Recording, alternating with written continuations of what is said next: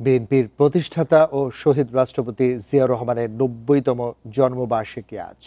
১৯৩৬ সালের এই দিনে বগুড়ার গাবতলী উপজেলার বাগমারা গ্রামে জন্মগ্রহণ করেন তিনি।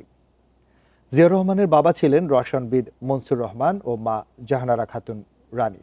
১৯৫৩ সালে তিনি তৎকালীন পাকিস্তান সেনাবাহিনীতে যোগ দেন। মুক্তিযুদ্ধের অন্যতম সেক্টর কমান্ডার হিসেবে বীরত্বপূর্ণ ভূমিকা রাখেন তিনি। তার নামের আদ্যক্ষর দিয়ে গড়ে ওঠে জেড ফোর্স। তিনি ১৯৭৮ সালের ১ সেপ্টেম্বর বাংলাদেশ জাতীয়তাবাদী দল বিএনপি প্রতিষ্ঠা করেন।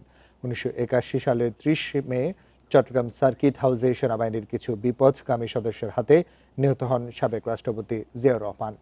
ক্ষণজন্মাই পুরুষের জন্মদিন উপলক্ষে ২ দিনের কর্মসূচি ঘোষণা করেছে বিএনপি।